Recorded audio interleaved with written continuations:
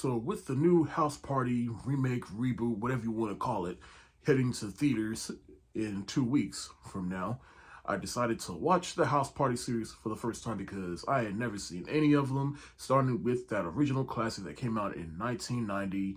And I don't know how I missed out on this for over 30 years, but I'm glad I finally watched it now because this movie is definitely a classic. In fact, I read that this movie was selected to be in the Library of Congress in the National Film Registry for preservation, and I see it here because of its cultural impact. And of course, it stars Kid and Play in these roles, and they work for this film. And while I'll admit, the first half of the movie, I was a little skeptical because it's like, all right, so this whole movie's going to be about one giant house party, but no, it's a little bit more than that. It's about just this one particular day and this one particular instant about all these kids coming together for this house party and how all their stories intertwine with each other. And one of them, particularly Kid, he's just trying to get later, just trying to get with a girl played by Tisha Campbell, and it all works out. And Shireen, played by AJ Johnson, Jodie's mother, is in this. Like, holy shit. And then, of course, you got all the other cast members in part of this movie, such as the three brothers from Full Force. And then you got Play himself. You got Martin Lawrence, young Martin Lawrence in this movie, a couple of years with Tisha Campbell before they made the show Martin. And then, of course, Robin Harris, R.I.P., who plays Pop. And he was hilarious in this movie. So, but House Party, yeah, classic indeed. I can't wait to see how the rest of the series plays out, which I'm kind of dreading, but we'll see. So, House Party, the original one. Yeah, I'll say, yeah, hard eyes emoji. So, House Party 2 is, I'll say, not as good as the first one and not as iconic and culturally relevant as the first one, but I'd say it's still as good as the first one. In fact, what I like about the second one is that it's Kid's first year in college, and I just like the whole storyline of him trying to get back his college fund money, and then with the help of Play, they throw a pajama party. But then at the tail end of the movie, it starts to get real serious about, whether or not Kid is able to stay in school, and then at the last moment, Play helps him. But my whole beef with that whole aspect is like, all right, you don't get to have an emotional arc at the 11th hour, but hey, it worked for this movie.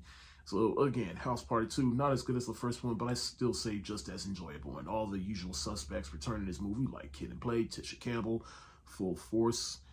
And I just like where they take these characters in this movie. So House Party 2, I'll give it a thumbs up emoji.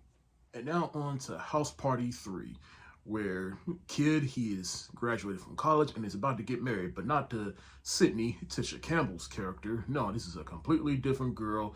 I don't know, and even though she is in the movie, but only as a special appearance, as the credits told you. In fact, I don't know if she was going to be in the movie, then why they just kind of write her off, but who knows. But then again, hey, by the time this movie came out, the show Martin was in full effect, so hey, which is also why there's an absence of Bilal, Martin Lawrence's character from the first 10 movies, and which I totally forgot about when I watched this movie and didn't realize that until after the fact. But anyways, but House Party 3, I mean, it's clear this movie was clearly made just so that they can make this a trilogy. There was really no real passion into this. It's not funny at all, except for Bernie Mac, which is one of his earlier films. And given the fact that this is the first time of me watching this movie, it was like creating new memories of the late Bernie Mac, and he was by far the funniest thing in this movie. When he pops up on the screen, I busted the fuck out laughing. But other than that, I mean, all the other cast members return, like Kid and Play. I mean, it's definitely clear in this movie that they were getting too old for these movies, and even their hearts wasn't into it. But I mean, it's not the worst thing I've ever seen, but still, it's definitely the weakest of the 3 movies I've seen so far. And I'm dreading these next 2 movies. And yeah, there's a 5th movie I didn't even realize. I thought it was only 4, but there's a 5th one. And so yeah, House Party 3, I give it the thumbs down emoji. House Party 4 was awful, and not just because it didn't have Kid and Play, and not because it had Marcus Houston in it, but it's just because this movie was just so poorly conceived. From the acting is just awful. The production value of this movie was just awful. Like, the first 5 minutes was like watching the first 5 minutes of Mortal Kombat Annihilation. I tell you, it's just shot poorly. The acting, it was, I'll say this, the movie, it was shorter. It was only an hour and 20 minutes, so I'll give it that, but it still doesn't change the fact that it was an hour and 20 minutes of just poorly conceived, poorly written. Oh, it's a plot that's been recycled multiple times and done multiple different ways. So I think that's pretty much what the House Party series is at this point. It's just the same plot, which is it's just a couple of friends getting together to throw a house party that either somebody or their parents don't know about it. And it's just, and with a couple of sprinkled emotional moments in it, but those moments just doesn't help or make the movie any better. You just had to drag poor Megan Good and Kim Whitley in this. Come on.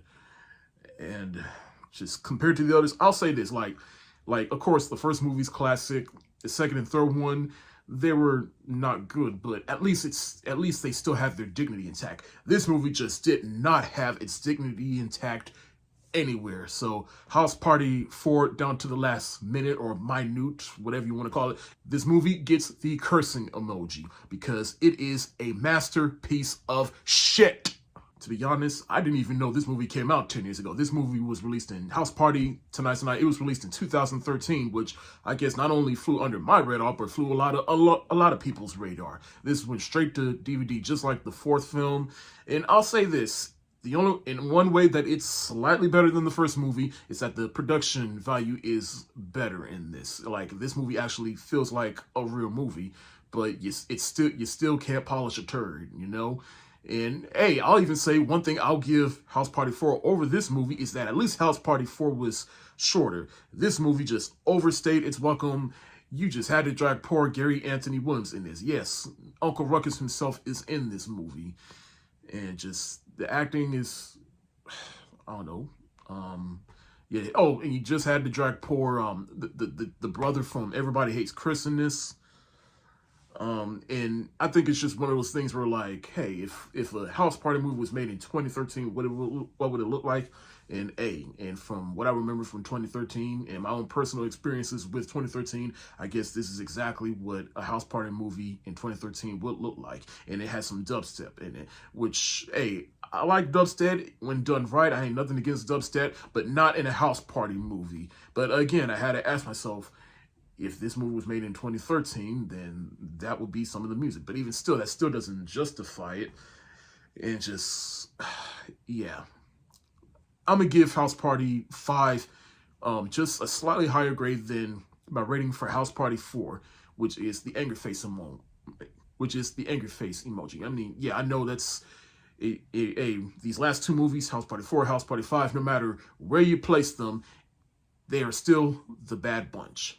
So I went to go see Megan, which is one of my most anticipated movies of the year, mainly because, well, of course, this movie's getting a lot of attention because of the marketing, especially with Megan dancing that stupid, well, I won't say stupid, but silly dance. But it's getting a lot of attention on me because it just seemed to me like one of those movies that you need to go see in a theater with a big crowd, and it worked indeed. It worked indeed because I had a lot of fun with this movie, and it's slightly better than what I anticipated because, of course, everything that was promised in the trailer is in the movie. Megan, she is just as unhinged as the trailer made her seem, but I also like the theme of, like, because, like, the little girl in the movie that Megan is befriending in the movie, so that little girl, her parents pass away, and then her aunt has to adopt her, but clearly her aunt is not fit to be a parent yet. And so the aunt gives her the Megan doll, and it's pretty much the theme of the movie is like how small children, they get attached to an electronic item, and almost to the point where they start to lose touch of reality. And so I appreciate that about the movie. And it's also still just as fun. I will say that I just wish the movie was rated R, not PG-13, because I feel like the movie, while it worked in terms of the violence and what the trailers promised, but I feel like it could have gone an even extra mile if the movie was rated R. But other than that, I give Megan, or Meg Thregan, I don't know why y'all making a big deal over the fact that this movie has a number in the title, or really any movie with a number in the title. Just call it Megan, all right? Not Meg Thregan, just call it Megan, all right? It's not that serious. But Anyways, small rant over. I'm gonna give Megan the thumbs up emoji. So after I rewatched the first 3 Die Hards during the holiday season, this month I decided to revisit Live Free or Die Hard, which is the 4th Die Hard film. And this movie has its fans, but it also has a bad rep, mainly because of the PG-13 rating, which the previous 3 Die Hard movies, they were all rated R. But I think this is a pretty good action movie. Well, I'll say this. It's like, if you took the Die Hard name off of it, I'd say it makes for a pretty good action movie. But does it work as a Die Hard movie? Not quite, but I say it's still a pretty solid action movie. I mean, Bruce Willis, he still kicks ass as John McClane. This is definitely his character, and I like the new additions such as Justin Long, who is his partner in the movie, and I like the dynamic they have for each other. But I also like how this movie was made in 2007 in a modern day setting, it deals with cyber terrorism, which was a very real thing back around that time. But then you also got Timothy Olyphant, who was the villain. Maggie Q, she kicked ass in the movie. I think that was one of the first movies I saw her in, and I'm like, yo, that's one to look out for. In the end, Live Free or Die Hard is definitely a watered down version of the Die Hard movies. Is it a perfect Die Hard movie? No, but if you can look past that, you will see that this still works as a pretty solid action movie. But if you're one of those people that just didn't really like this movie because of the PG-13 rating and they kind of watered it down, hey, I understand. I'm just saying it was still an entertaining film from where I'm standing. And because of that, I'm going to give Live Free or Die Hard the thumbs up emoji.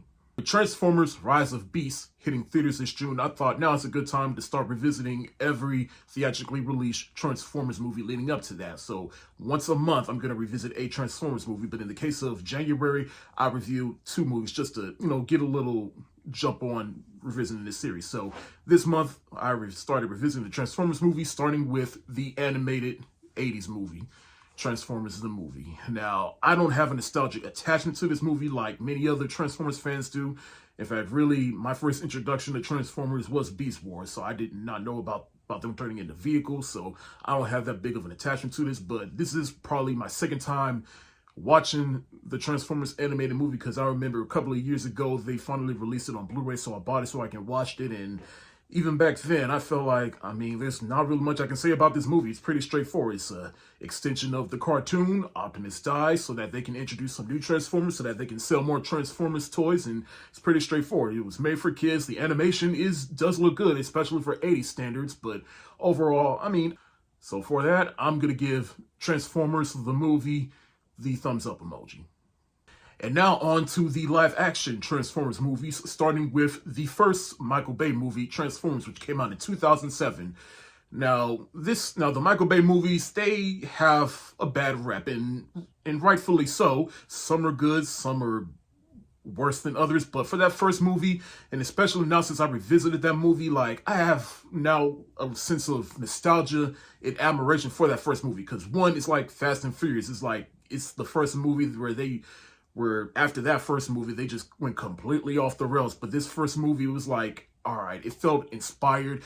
It had an idea, and plus you also got to think, I was a teenager when that first movie came out, so and no one had never attempted to make a Transformers movie before. So just watching that movie back in 2007, I remember I was just in awe, especially when the opening logos come on and you hear the wow, wow, and, all those iconic Transformers sounds. I just remember hearing that for the first time when I saw this movie back in 2007. It was like, yo, and then just watch the Transformers transform for the first time when we see Optimus Prime. But then I thought it was just an overall entertaining movie. I thought Michael Bay, he really struck a balance between making an entertaining movie while also giving Transformers fans just enough of what they want. And I feel like the cast in this movie, it was perfect for what it was. The plot, it was kind of like a kid and his pet alien, and that's basically how they approach this movie. Which you have Shia LaBeouf straight off of Even Stevens. He gets Bumblebee, and that was his pet robot. And then, of course, Bumblebee, he introduces them to the Autobots, and then they have to fight the Decepticons. And then you have all these other subplots, which I will admit, that is the negative towards this film, is that there's so much going on that it just kind of gets overcooked, but not too overcooked to the point where you're lost in the plot, because like I said, it's still an entertaining story. Megan Fox, back when everyone was head over heels for Megan Fox, and yeah, that's another negative. Granted, she's a good actress now, but back then she just wasn't as good. And then you have Tyrese, Josh Duhamel, Anthony Anderson, Rachel Taylor, John Voight. But then, of course, the Transformers themselves, it was like they were ripped straight off of the cartoon, and especially getting Peter Cullen, who is the voice of Optimus. But like I said, I enjoy this movie a lot more than I did back then, and I have a lot more nostalgia and admiration for this movie. I was the perfect age when this movie came out. Transformers 2007 was just an all-around entertaining film, and I thank Michael Bay for that. I just can't say the same for what he does with the series later on, but hey, for what he did for this movie, he got it just right. And for that, I'm going to give Transformers 2007 the hard eyes emoji, just for the entertainment factor. Well, as you know, and if you've been following my page or my channel for a long time, you know that I like to revisit Disney Channel movies because I did grow up watching Disney Channel and I like the Disney Channel movies. And so every chance I get to revisit a Disney Channel movie, I like to take it. And that is the case with this movie called You Wish, which stars AJ Traunt from Even Stevens. He played the best friend of Shia LaBeouf's character, Louis Stevens. And then you have Miranda from Lizzie McGuire, played by Lelaine, who's in this movie.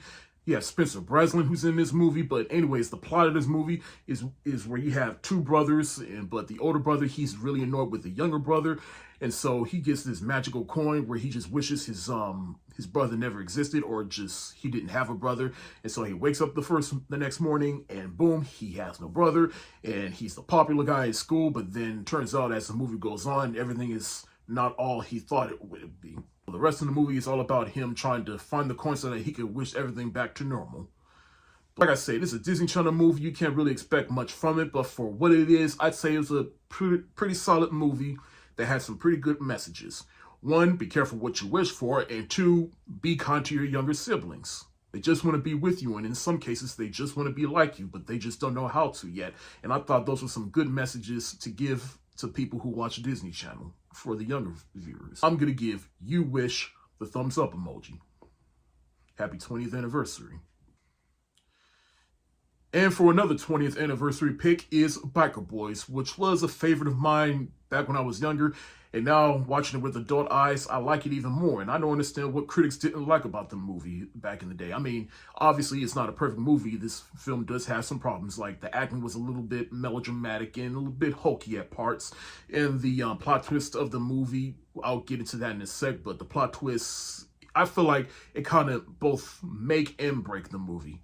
But anyways, the plot of the movie is basically about these biker gangs in which you have a prospect played by Derek Luke. His father dies in a horrific bike accident, and then he comes back and he's seeking to take the crown away from Lawrence Fishburne, who is the biker king of Cali. But then there's the twist of Lawrence Fishburne turns out to be the father of Derek Luke. And so, like I said, that turns out to be a twist that both makes and breaks the movie, because at one point it's like, okay, the first half of the movie, you're so immersed in this world that by the time you get to that plot, it's like, all right, the worst thing they could do is make this some family drama about somebody with daddy issues. And what do? They make it some family drama about somebody with daddy issues. All that said, I thought the twist still worked for the movie, and again, it works for the theme of the movie, in which you have this world of biker gangs, and you're getting so immersed in the world, and you just want to hang out with these people. But what I also like this movie, especially back in the day, is it was pretty much the counter argument to Fast and Furious. Except for cars, you have motorcycle. In fact, I have more admiration for Biker Boys for the same reason more people have more admiration for the first Fast and Furious, because before Fast and Furious went completely off the rails, people just appreciate that Fast and Furious was just simple story and just the street racing aspect of it. And I think that's why people are starting to be a little bit more receptive to Biker Boys, because people just like the street aspect of it. And this is a very stacked cast too, from Derek Luke, Lawrence Fishburne, Lisa Bonet, Kid Rock, Lorenz Tate, Megan Good, Eric LaSalle, Terrence Howard, Diamond Heisu, Rick Gonzalez. Like, the cast in this movie, they make this movie. Everybody played their roles perfectly. Oh, how can I forget Orlando Brown? He was the comedic star of this movie. Again, after seeing him at BlurCon over the summer, I just have more appreciation for him as an actor. And in fact, there's a scene in the movie where, he's the hype man of the whole movie, of the biker gang, but then we see him as Laura. So it's just the fact that he was able to switch like that, I was just like... But like I said, Biker Boys, I have more admiration for this movie. It's an entertaining movie, and I feel like, it was a good counter-argument to Fast and Furious. but definitely not Torque. I'll probably get into that some other time. But Biker Boys, I'm gonna. It might be a controversial choice, but hey, I'm gonna give Biker Boys the hard eyes emoji. And until next time, burn rubber, not your soul. So after I watched the Best Man Final chapters on Peacock, I canceled my subscription and I still had it for a month. So I said, all right, I might as well stop being stubborn and give Bel Air a chance. And the reason I put off watching Bel Air for a long time after the show came out was because The Fresh Prince of Bel Air is one of my favorite sitcoms of all time. And so when I heard about this, I was like, oh, come on, really, guys? Come on. And then I heard everybody was liking the show and thought it was really good, which, hey, I'm like, I'll give it a shot one day. I'll give it a shot on my own time. But when I first heard about the show and what it was going to be about, I immediately felt like Nick Offerman in 21 Jump Street. You see, the guys in charge of this stuff lack creativity and are completely out of ideas. So all they do now is recycle shit from the past and expect us all not to notice. And I know, like, they've always been doing that. They've been doing that for decades. But I just feel like you can't just do that with everything, especially The Fresh Prince of Bel Air. Like, that is a landmark show. It is a time capsule show from the 90s. And the only reason that show worked because it was made in that particular time with those specific actors. And it was just lightning in a bottle. All that said, I really dig Bel Air. Like, that show is a lot better than I expected. And I think the thing is, like, of course, this show does stand on its own. You don't need to watch The Fresh Prince of Bel Air or have any knowledge of Bel Air or The Fresh Prince of Bel Air to enjoy the show. But if you are a big fan of The Fresh Prince of Bel Air, you will appreciate and understand how this show improves upon The Fresh Prince of Bel Air. From the characters to the relationships with the different characters. Like, I love Will and Vivian's relationship on the show. They even improved on Jeffrey on the show. Jeffrey is a badass. And I even like how they improved upon Hillary and by extension Jazz on the show. It's just, you really got to watch the show to really understand how it improves upon the original show. And just like, but the way I see it is like, if The Fresh Prince of Bel Air is the Adam West Batman, then Bel Air is Batman Begins. And to me, that's where I feel like the show really excelled. And I sure cannot wait for season 2 whenever that comes out. So I'm going to give Bel Air the hard eyes emoji. You People was released on Netflix over the weekend. It is the newest movie made by Kenya Barris and co-writing partner Jonah Hill. And it stars Eddie Murphy, Nia Long, Lauren London, Jonah Hill, Julia Louis-Dreyfus, and a bunch of other funny cast members that you know of. But it's basically Guess Who's Coming to Dinner meets Meet the Parents, in which you have two people from two different cultures and religions coming together. They fall in love, but then they have to bring their families together. And of course, ignorance and stupidity ensues as they're just ignorant and stupid and insensitive to each other's cultures. And you can pretty much figure out the premise from there. But right off the bat, I'm going to say I actually enjoyed this film. It does get a little heavy-handed and preachy at times. But hey, that's Kenya Barris. He's known for Blackish, Grownish, Mixedish, and the show he had on Netflix, which was called Black AF, which is a show I actually enjoyed. But he's just gonna rely on comedy by spitting racial facts and racial humor and whatever into his comedy. So that's what you're getting into with this movie. And either you're gonna like it or either you're gonna hate it, and it's gonna irritate you. So, but for me personally, I just enjoyed it for where I was standing with it. And the cast in this movie made this movie for me, even though they were stupid and ignorant at times. But that just adds to how funny the movie is, particularly from Eddie Murphy, Jonah Hill, Julia Louis-Dreyfus, or Anti-Nick Fury, as I like to call her. But overall, I'm gonna give You People the thumbs up emoji, and that's me being nice. The Silent Twins is based on a true story about these real-life twins that are silent when they're around other people, but then when it's just them two together, they talk amongst each other. And this one was definitely interesting, not only because it was based on a true story, but just the circumstances the girls basically put themselves in. And it's because they refuse to communicate with other people outside of themselves. They get put into this psychiatric ward, and they think there's something wrong with them, but it's really not.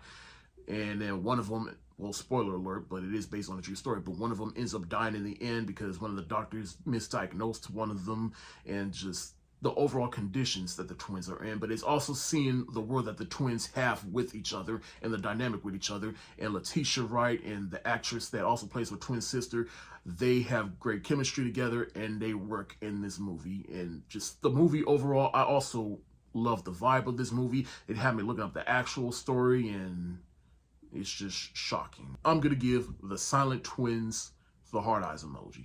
I finally got a chance to watch The Fabelmans, which was made by Steven Spielberg and is loosely based on Steven Spielberg's life, in which we get to see his childhood onto his teenage years and how he got started in filmmaking, and we see how his trauma with his family kind of limited himself from wanting to get into filmmaking, and how he used filmmaking as a coping mechanism to get through what he was going through with his family life. I'm not gonna say exactly what, but you just have to see it for yourself. But overall, I also say that this movie is also a love letter to inspiring filmmakers, because I definitely see parallels to myself within this movie, especially as someone that was just so mesmerized by movies and the art of filmmaking at a young age, and just wanted to get started, and having parents that thought that it was kind of a phase or a hobby at moment, but then eventually they realized, like, yo, he's really knee deep into this. My only gripes about this movie is it did have some spotty pacing. There are times where the movie kind of slowed down, but then once it gets going, it gets going. And the cast of this movie is also excellent. From Paul Dano, Michelle Williams, not Destiny's Child Michelle Williams, the actress Michelle Williams. I just have to put that out because apparently some people get confused. And also Seth Rogen, who I didn't even know was in this movie, and the actor that plays teenage Sam Fabelman, who is basically the avatar for Steven Spielberg. He was also excellent in this movie.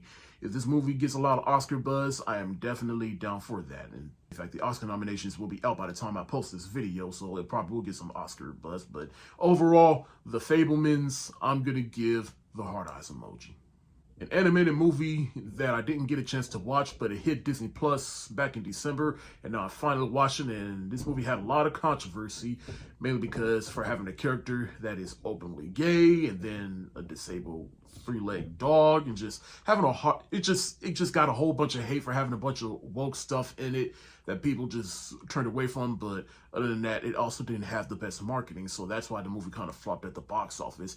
But all that aside, I say I still pretty like this movie. I like the voice cast from Jake Gyllenhaal, Gabrielle Union, Dennis Quaid. It's a Day After Tomorrow reunion with Dennis Quaid and Jake Gyllenhaal. I did not expect that at all. The animation is beautiful at this point. It's kind of expected from Disney. They are perfecting the CGI animation at this point. I like how it's one of Disney's more experimental movies, but that's the thing. It's a movie that belongs in the early 2000s with their more experimental films like Atlantis: The Lost Empire, Treasure Planet, or even Lilo and Stitch. But it's nice that we get one of these every once in a while to know that Disney can make something other than, you know, fairy tale or princess related things. And all the controversial stuff aside, I say this is still a pretty solid watch, and you should definitely watch it. It's on Disney Plus. I'm going to give Strange World the thumbs up emoji. Only because it did have a checklist of things to go through narrative-wise.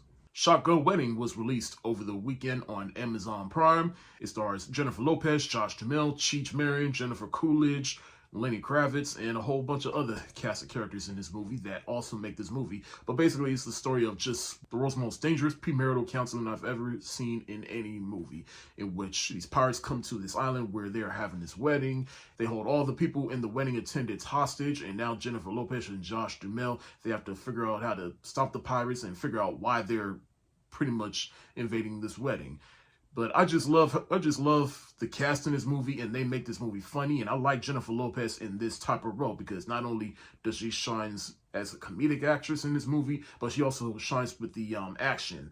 And really, everybody in this movie, they have a chance to shine both comedically and action-wise. But I just like the aspect of, all right, we got to go from point A, from point B, and then the two leads, they just find out more about each other before they get married. So yeah, it's that kind of movie. But I also just like this movie for how absurd it was, and it kept me entertained throughout.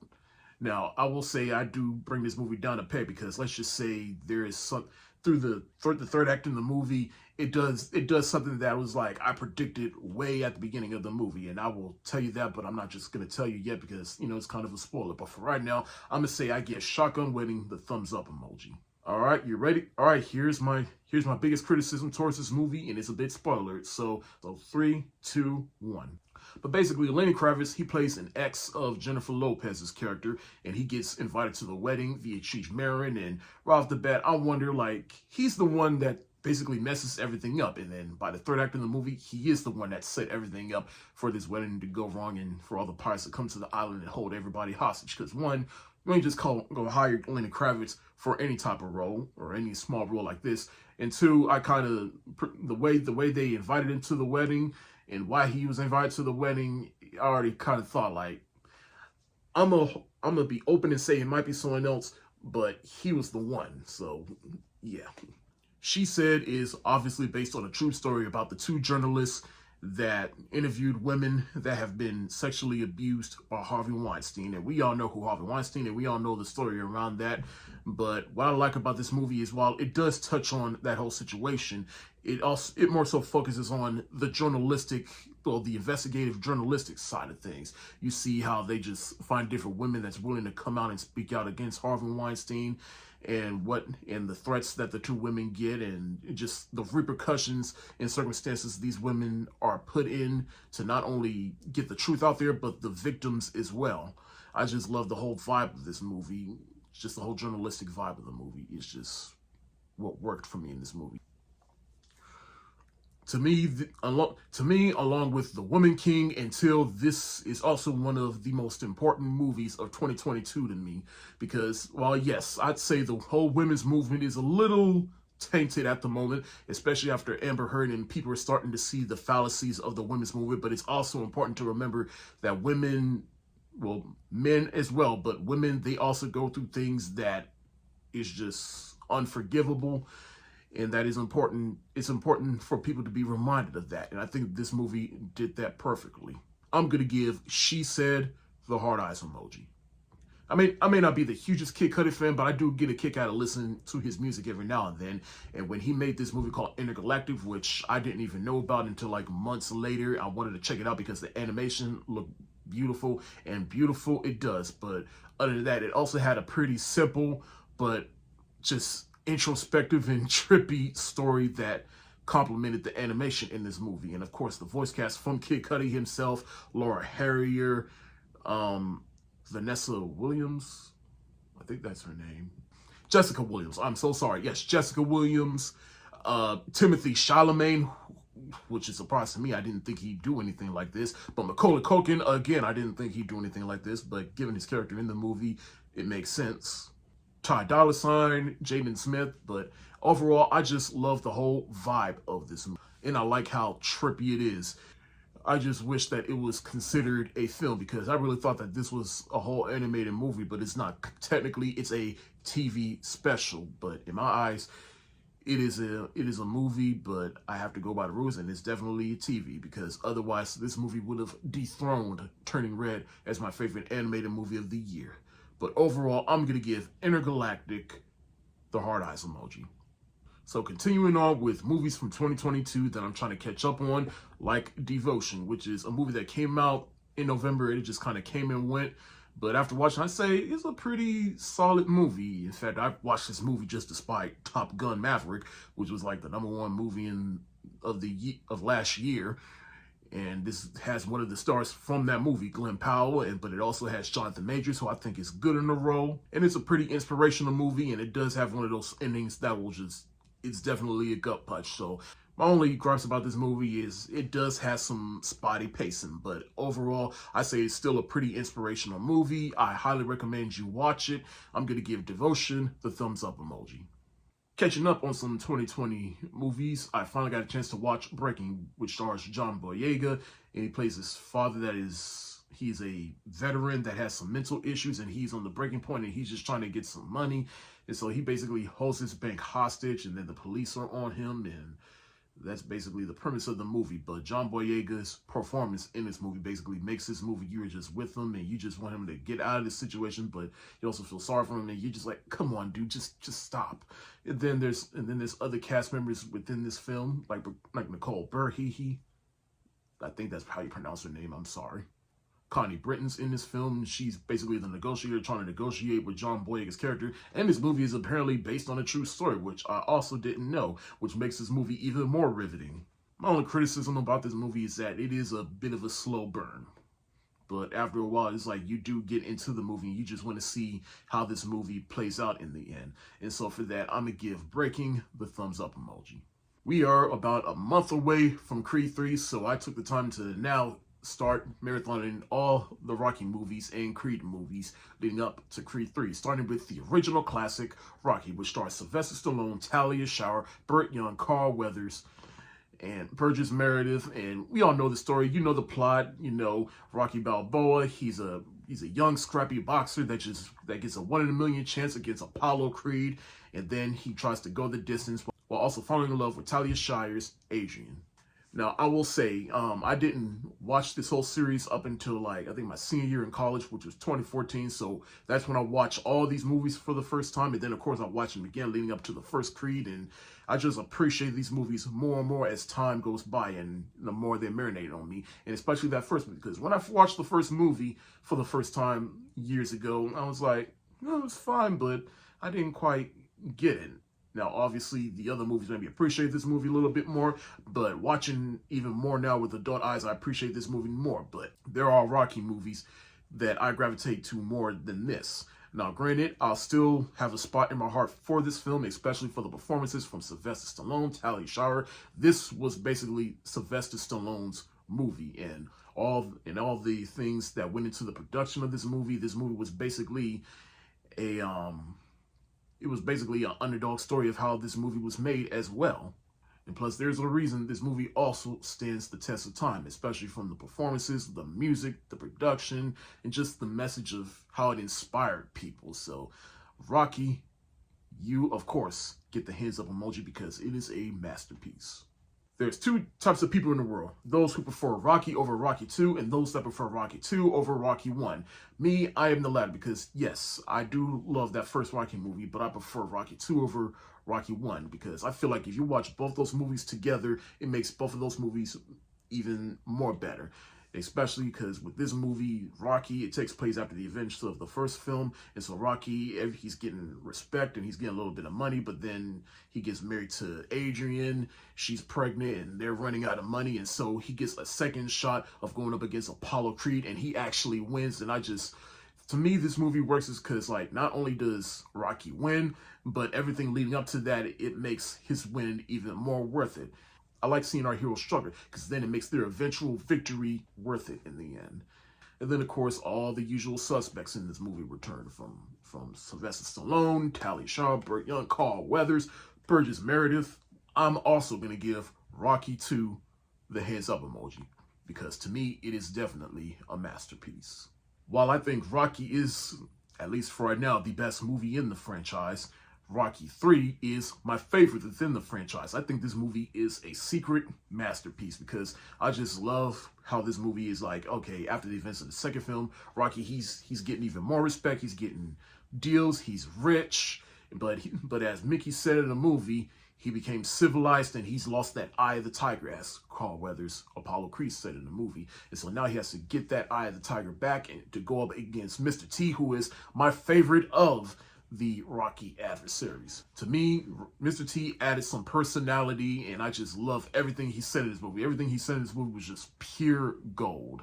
But the legacy that this particular sequel has also stands the test of time, from just the story and how inspirational it was to watch Rocky and Apollo Creed come together, working together. They were former adversaries, but now they're friends. And the music. And of course, you get Gonna Fly now, but you also get Eye of the Tiger by Survivor. The music just improves with every single movie. In fact, really, I feel like if they had just stopped here, this would have made for a pretty solid trilogy. But of course, they had to keep going, so.